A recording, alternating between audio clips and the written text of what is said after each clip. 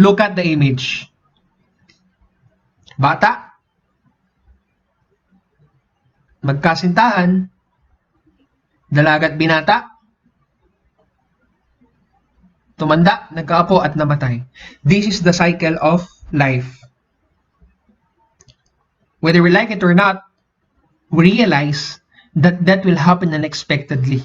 Walang tao nakaprepared sa pagkamatay. That is why we must make our life more meaningful.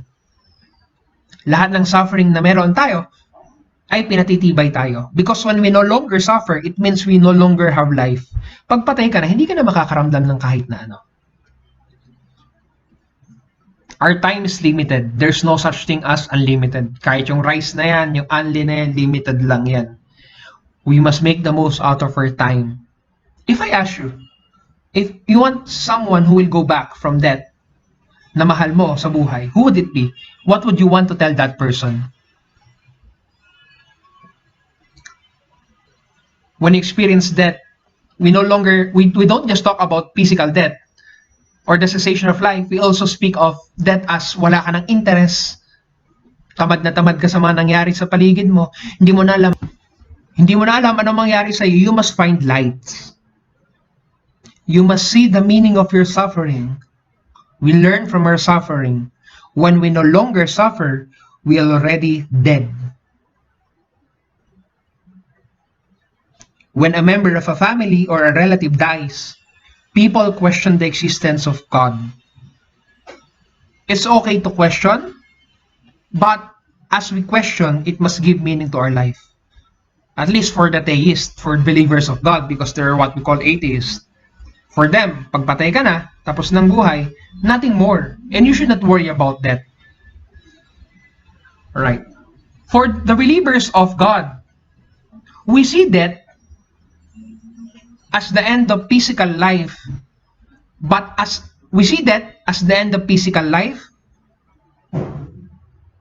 and also the beginning of eternal life. Pagkamatay ng buhay na physical sa mundo at pagsisimula ng walang katapusang buhay kasama ang pinaniniwalaang Diyos regardless of your religion. Life is full of suffering. Kahit anong gawin mo, magsasuffer ka. Whether like it or not, you need to experience suffering. Because suffering gives meaning to our life. Pag nasa-suffer tayo, mas nare-realize natin ang mga bagay-bagay. Pag wala tayong pera, nakapag-isip tayo ng maayos sa mga nangyayari sa atin. Pag may sakit tayo, nagda-diet na ako. Magbabawas na ako ng pagkain. That is something that we cannot control. That is something that happens unexpectedly, but at the same time, we must look at that as something that gives meaning to our life. Start today. Start now. And whether we like it or not, we're going to die. And as we die, people will remember us. How do you want to be remembered?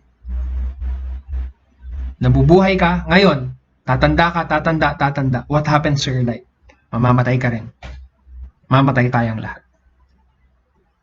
Find meaning into your life. Do something good every day. Because every person is towards death.